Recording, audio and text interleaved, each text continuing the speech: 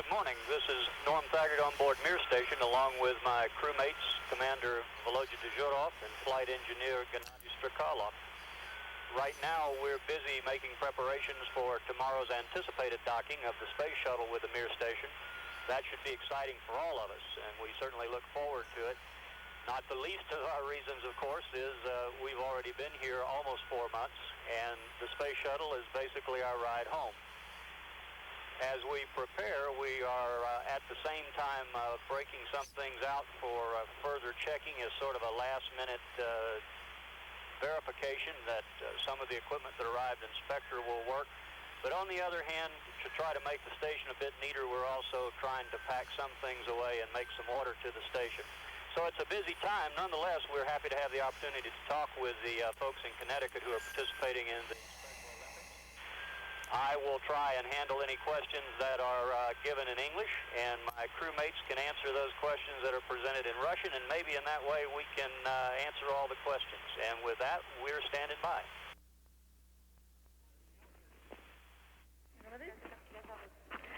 Меня зовут Вера.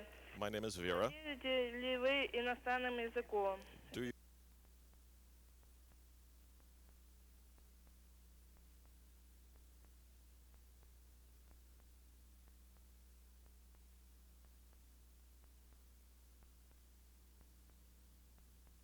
Inco's earning his money today, Charlie.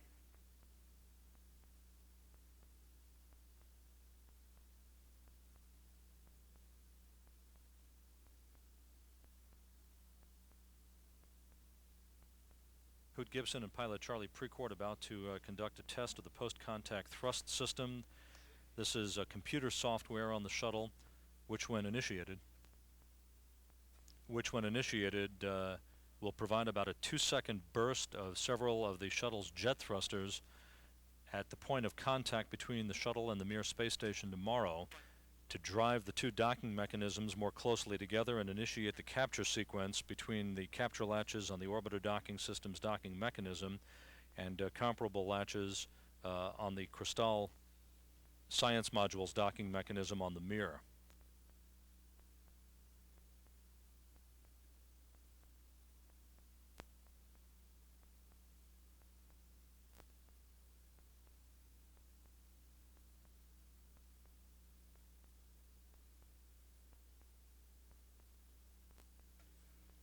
The shaking of the picture representing the firing of those thrusters. Is complete, and I guess you can probably look at the traces and make sure it did everything right. Copy. Initial evaluation looks right on the money, and we see the rates through camera A. The test involves the extension of this docking ring to about 13 inches in length. That will duplicate the activity that will occur once the two vehicles come into contact with one another tomorrow during docking. The Mechanical Systems Officer here in the Mission Control Center reports that docking ring is being driven properly, is moving forward to its extended position.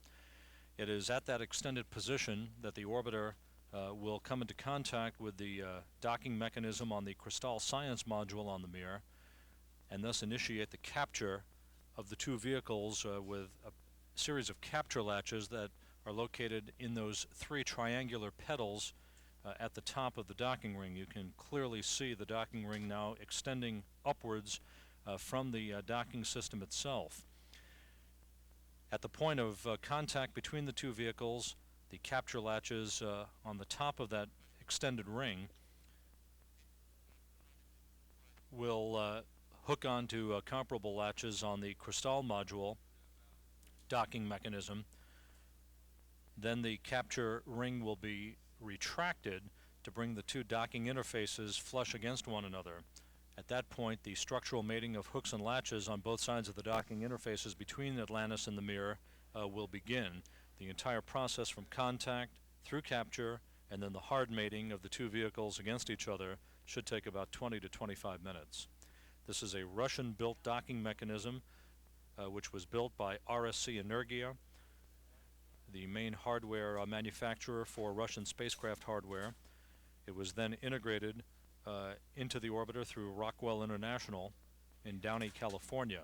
On the right side of the screen, as the orbiter passes in darkness, is a very faint view of the centerline camera, which is located at the top of the inside a porthole at the top of the orbiter docking system, which will be used as a navigational aid by Commander Hoot Gibson and pilot Charlie Precourt during the final phase of the rendezvous and approach to the Mir space station tomorrow.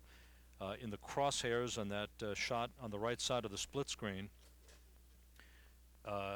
would be the Cristal Science Module's docking target.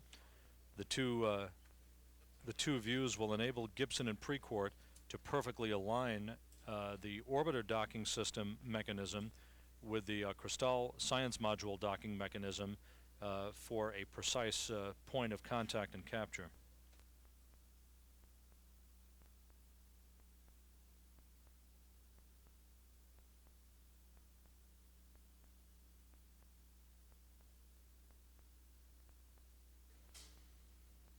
Energia designed and built this Russian docking mechanism. It was integrated into the orbiter docking system and then into the orbiter itself by NASA and Rockwell International.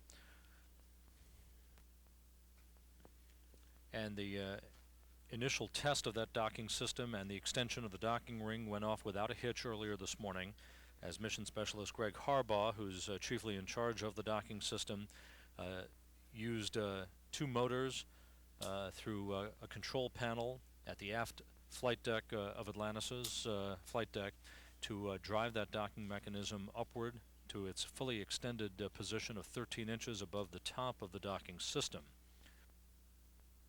This will enable Commander Hoot Gibson to use this image aboard Atlantis on the aft flight deck on a special TV camera he has set up back there in order to perfectly align the docking ring on the orbiter docking system with that of the Cristal module. The three... Well, it's a good image, Greg, and we have a good mux now, we see. It's going to be spectacular looking at a Mir space station through there. Yes, sir, it certainly will be. On the right side of the screen, the image of the centerline camera. With this alignment, I'm going to go ahead and remove the backup and install the primary.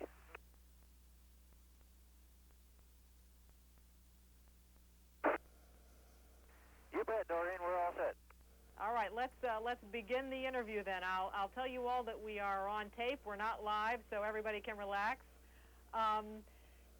This is a very exciting mission. If all goes as planned, tomorrow morning you will reach out and shake hands with Russian cosmonauts for the first docking with the Russians in 20 years. Is there a sense? Do you feel a sense of history on this mission? I'll begin with you, Commander Gibson. Doreen, I guess I would have to say yes, very much so. I very much feel a sense of history and of following a tradition that we started 20 years ago and getting to continue in something that it has taken us a long time to pick up on again, but very much feeling as though we are continuing in some footsteps that were laid down a long, long time ago. And of course, any kind of effort like this is a monumental team effort. There's an awful lot of work that's been going on this flight for the last 3 years. We're very pleased that it's all coming together very nicely, and yes, we very much feel a little bit of a flow of history as we proceed here. The docking tomorrow will be very, very complicated. Two spacecraft that weigh more than 100 tons trying to come together very precisely in orbit. Commander Gibson, how complicated is that going to be?